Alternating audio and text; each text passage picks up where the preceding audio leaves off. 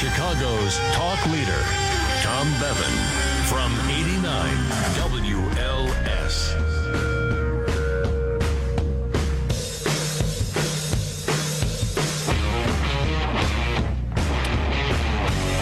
Hey, Chicago. Welcome to the show. Tom Bevan with you here on 89 WLS, Chicago's talk leader. Talking politics as we do every single week. Got a great show for you, a lot happening. Boy, it's just never a dull week in the world of politics. It's one of the things I love about it. I've been doing this for, close to 20 years now. And you can't make this stuff up, really. The stories that come out every single week, and we're going to talk about them. We're going to talk about Aaron Schock, his resignation this week. We're going to talk about Ted Cruz, who's going to be announcing for president. Going to be the first one out of the gate with an official announcement coming tomorrow morning. And all the other stories, we're going to do that. We're going to speak to Doug Truax, he ran for the United States Senate here against Jim Oberweis in the Republican primary last time around. He's now running a PAC. We're going to talk to him about those issues and others. And in the second half of the show, we'll speak to Heather Wilhelm, who's a contributor to Real Clear Politics. If you have not read Heather's stuff, you've got to read it. She is fantastic. And she wrote about Starbucks, among other things. Are you getting any race talk, any race chit-chat with your morning latte? Is this the dumbest idea in the history of business or not? Some people are defending it and saying, look, we got to try stuff like this. So we'll break that down, along with, we'll talk a little bit about the South by Southwest festival that's going on in Austin, which is where Heather is based. So looking forward to that in the second half of the show. But as I said, let's get right to it with Doug Truax. Doug is, as I mentioned, ran for Senate last time around, currently is heads up Restoration PAC. And Doug, tell me about Restoration PAC. What's the goal? What's the mission? Well, we just want to make sure that the country is heading in the right direction. I did certain things, had certain platforms when I was running for office. Certainly, I wanted to get rid of Dick Durbin was my primary goal in life at that time. And there's many things that he represents and people like him represent that I don't care for at all. They're just running up the debt, being a follower in the world, and all these things that him and people like him in Congress are doing. And so I said, well, going forward now, I'm not a candidate. What's the best way to further impact the country in a very positive way? And that's when we started Restoration PAC 527 Federal Super PAC, designed to, the bottom line here is if we can make sure that we, hold the House and make it more conservative and hold the Senate and make it more conservative and then elect a conservative president, we have a great window for American restoration. And so that's what we're going to be working on throughout different campaigns as we go forward. We do have a kind of a standard, a plumb line of policies called the Blueprint for the Restoration of America. It's on our website. And those are the things where we're going to start indexing current federal office holders and federal candidates on how they stack up against that blueprint. And if they deviate too far from it, then they're going to find us working against them in campaigns. And so that's the premise of what we're doing, and it just further fulfills that mission that I had of just trying to help the country get back on track, because we're certainly not going the right direction. Now, does that involve playing in Republican primaries? If you see someone who you feel is a member of the Republican Party who is straying too far from those ideals, does that mean you're going to jump in and promote and spend money against challengers in primaries? Absolutely. I would tell there's. When I was talking about Durbin a second ago, I know there's hundreds of liberal federal professional politicians that need to go. But I also think there's quite a number of so-called conservative federal professional politicians that need to go as well, because those guys are just basically, when I look at them, they're doing what special interest groups want, and they need to be challenged in primaries. So we're still, we're figuring out who we're gonna work on and how that's all going to shake out. But absolutely, it's all on the table. Well, let me ask you then that Mark Kirk is up for re-election. Is he? Do you feel like Mark Kirk is someone who needs to be challenged? There has been rumbles about a possible primary challenge to Mark Kirk. Is he one of the guys who's in your sights? Not right now. No, he's not. I think the key Senate races that we're working on as we speak at this point are looking at Wisconsin, making sure Ron Johnson holds that seat, New Hampshire with Kelly Ayotte, Pat Toomey in Pennsylvania, and Richard Byrd in North Carolina, because those four if Republicans hold on to those 4 seats in this next election, it makes it very hard for Hillary to put together the electoral map to win the presidency. So she's not running, though, Doug. She hasn't announced yet. What are you doing? She announced, when she ran for Senate in New York, practically, and that's what she's been doing her whole life. So, so those are the 4 that, when I step back and take a look at the really big picture and say, what can we do? What's really impactful? If we can help solidify those seats, then, like I said, it's hard for Hillary or to be real, to be upfront about, I guess, any Democrat, but I would say Hillary at this point. So we want to make sure we get a conservative president too. So those are the main 4 we're looking at right now as we speak. Okay, well, that's a nice segue to our next topic of conversation. I mentioned Ted Cruz. News is out today, is leaked out that he's going to announce that he's running for president. Not a huge surprise, necessarily. The guy's been, I think, traveled more to Iowa than almost everybody else. But he's going to make his official announcement tomorrow. It's going to be covered live on C-SPAN, apparently. Where does he, is he one of the, do you consider him, I think most people consider him among the most conservative folks. Is he one of your favorites, or how does he stack up against everybody else who's out there, in your opinion? I like him a lot. I think he'll do really well in Iowa. I think he's a really smart guy, and the Tea Party loves the guy. And think about the real genesis and the core of the Tea Party is built around debt, and how we're at $18 trillion or whatever we were back then, and it's just out of control. And so many of our federal professional politicians who are supposed to be our public servants but are professional politicians, they don't seem to care about it anymore. And Ted Cruz is one of those guys that is very principled and will stand up and say, I don't want any of this, and we got to do something about it. And that, he got blamed for the shutdown and all that stuff. And so I know that'll be a kind of an issue he's going to have to work through. But the positive side of that for him was that he was a guy who stood up and said, look, this is where I'm coming in on this, and I say no more. And that's why the Tea Party loves him, and that's why. And by the way, I would say a lot of people. I always find that sometimes Tea Partiers are sometimes they're conservatives who won't quite admit they're in the Tea Party, but they really are, because they don't want that, and they're tired of the government growing and all those kinds of things that very conservative folks are looking for. But that's why Cruz is going to do really well, I think, at the very least in Iowa. He's a force to be reckoned with, especially, with the base. And the base wants a conservative candidate. The trick going forward into the general, though, is you're going to have a conservative that can then say to independents and Democrats who love the military, hey, I'm the right guy or right gal, and I'm conservative. That's good for the country, but I also think you independents need to sign up for this, because if we do Obama a third term, we're in really big trouble. So, it's to be determined if he can make that transition, but I think he's going to do really well in the primary. So we'll see. All right. Well, I want to ask you some more about Ted Cruz, and I also want to talk to you about Aaron Schock. We got to take a quick break. We're speaking with Doug Truax, who's ran for Senate in the Republican primary last time around, and currently runs Restoration PAC. You can check out his new organization at restorationpac.com. You're listening to Tom Bevan. I'm the co-founder and executive editor of Real Clear Politics here on 89 WLS, and we're going to be right back. Don't go. The thing about natural beauty is it takes a bit of work. Luckily, all you have to do is pick up the phone and call 630-887-8180. Dr. Hannah and his sensational med spa are featuring the renowned Thermage CPT treatment. This revolutionary non-invasive godsend tightens and contours skin in a single treatment with no downtime. It's the most effective and comfortable skin tightening laser available. Just how does it work? Thermage radiofrequency heating action causes deep collagen structures in the skin to tighten. Over time, new collagen is produced to further tighten skin, resulting in healthier, smoother skin and more youthful appearance. The result? A gradual, natural improvement. Don't wait. For the months of April and May, Dr. Hannah is offering this beauty must for $1,000 off. Please call the office for details and to schedule your Thermage CPT treatment. 630-887-8180. That's 630-887-8180. HannahMD.com.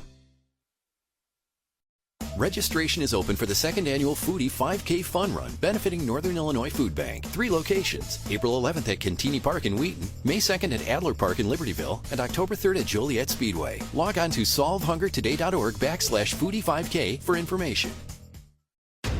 Benjamin, it's in Trending on 89 WLS. It's an overwhelming victory. The latest news feed live. He's got to stop blaming other people. At the top and bottom of the hour. Our budget will balance. Stay connected. It's not a budget that reflects the future. 89 WLS.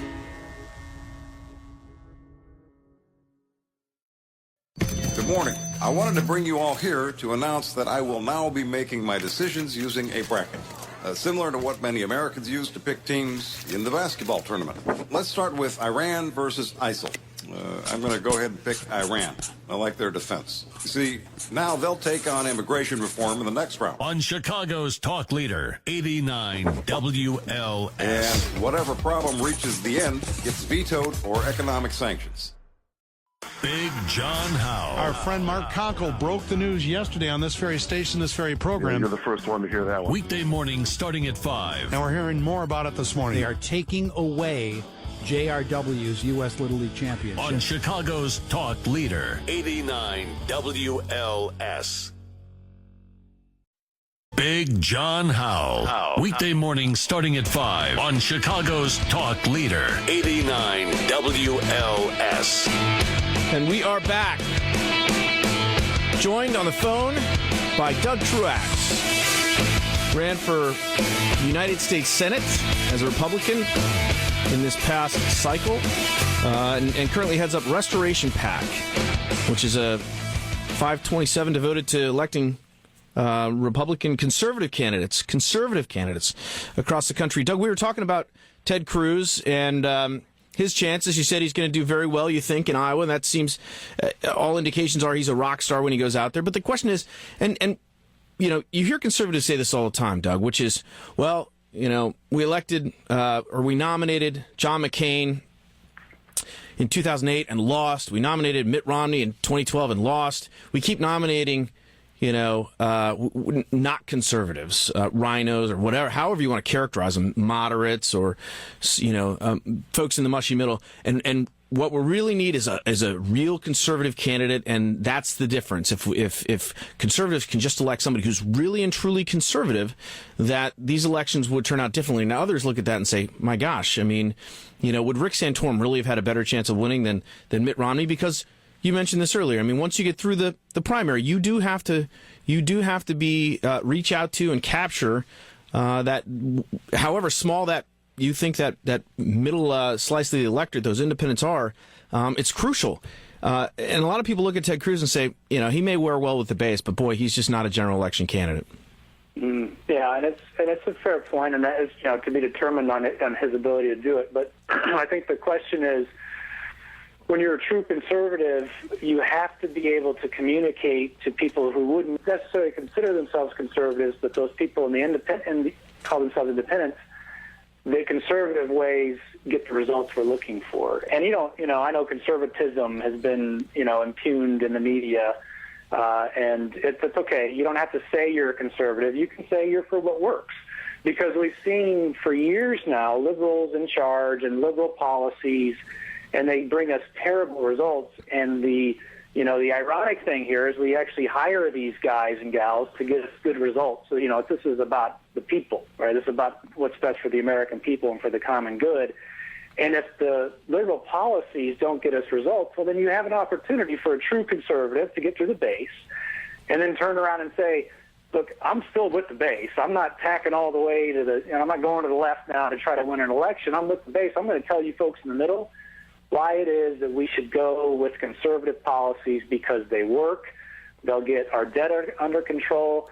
They'll get our taxes lower. They'll get the economy moving. They'll get on the world stage, we'll have some peace and prosperity around the world and at home and all these things that we're looking for that we haven't gotten from liberals. And I think if you can just make that argument, if you can be the guy or the gal that can make that argument to the middle in the general, I think that's where we have true conservatives that can win and actually, you just got to make the case. You just got to get it done. And then we're back to Ted Cruz.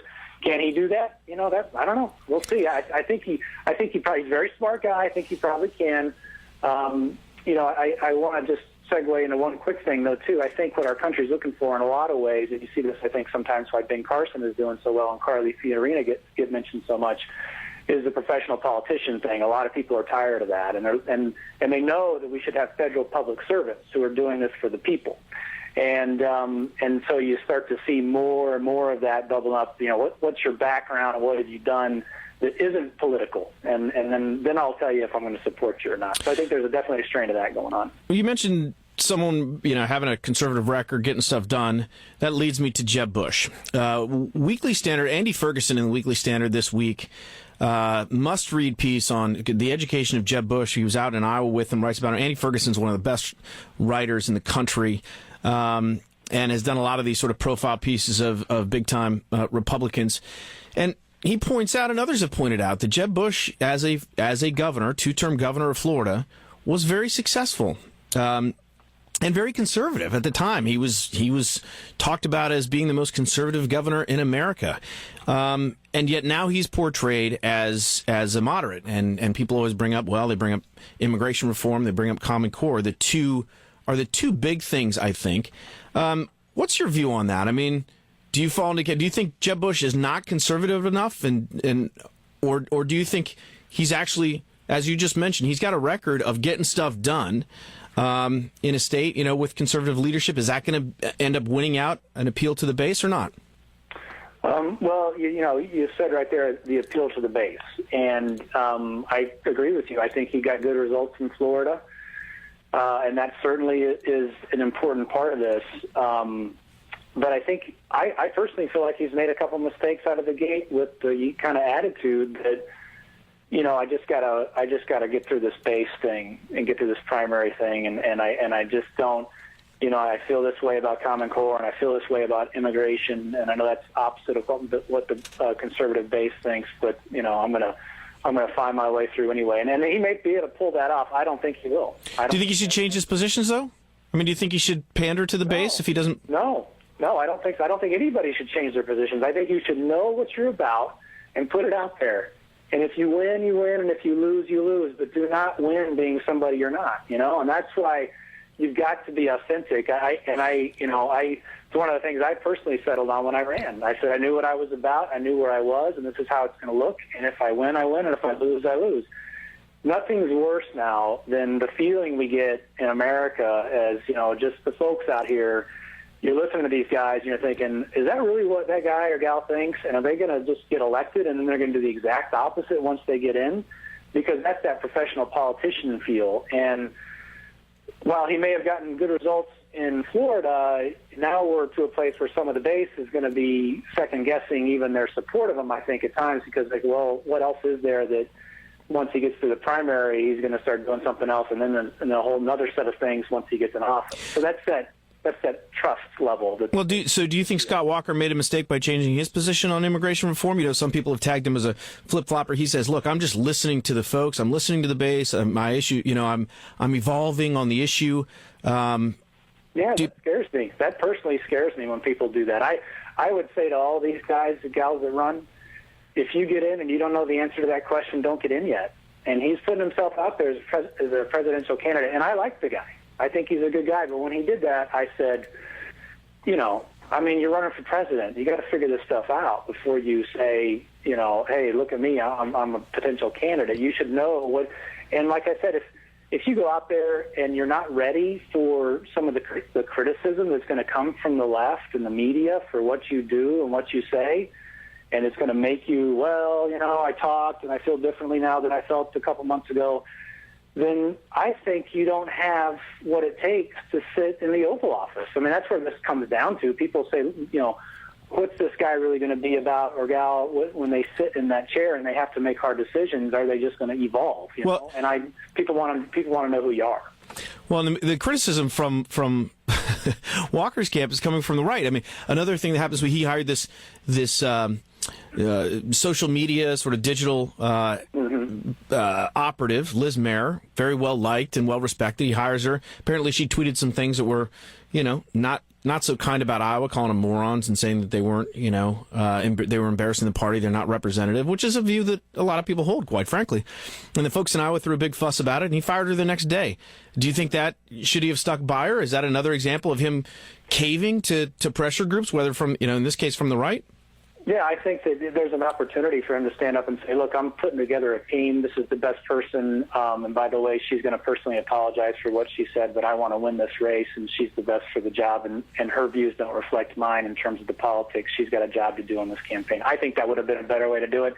I don't know if that's the best way. I'm just telling you that's what I think that he should have done. But, that to me is kind of a little bit off the path of, where are you on specific policies as a person, as a candidate? Some of this, I think that when the media starts digging into, who on your team said what at what time, I think a lot of folks go, golly, now we're really getting into the weeds here. And is everybody, you could hire a whole bunch of people and you're then personally responsible for all the stuff that they've ever said. I don't know. I don't know that it has that much to it, but Hey, I don't disagree with you, but I'm just saying that the criticism didn't come necessarily from the media. It came from the co-chairman of the Republican Party of Iowa, who threw a big tantrum over this, and Walker's response was to turn around and fire her. Yeah. So. Yeah. Let me ask you this. We got just a couple minutes left, Doug, and I want to get your take on. We talked earlier about sort of Republicans straying off the path, the principled path. Certainly, Aaron Schock fits that description. He resigned, sort of surprisingly, earlier this week. He had been, gone through 4, 5, 6 weeks of sort of, I called it a colonoscopy of his fundraising, and it looks like we got news at the end of the week that the feds have opened a probe and subpoenas are going out. What do you make of this story? I mean, Aaron Schock was considered a rising star in the Republican Party, big fundraiser, attractive guy, and now he's gone down in flames. What's the lesson here? Well, I think it's sad. I really do. I know him personally. He endorsed me during my campaign. He had a fundraiser for me. So in that regard, I consider him more than just an acquaintance to me. So it makes it personally even more sad for me. But having said that, too, this is I would say that I don't think our founders had in mind professional politicians. I think that it's important and valuable for anybody that's going to step out and want to be a public servant, especially at the federal level, that they have done other things. They've run businesses, they've been out in the economy, they've been in the military, they've done different things so that when the time comes to say, I've been successful and accomplished in my life out here as an everyday citizen, and I'm going to actually make a sacrifice and serve my country.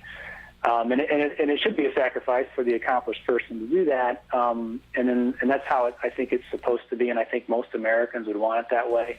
And I respect Aaron for all the accomplishments and for the fact I look at his record and how young he was and how quickly he got off and going, and that is impressive.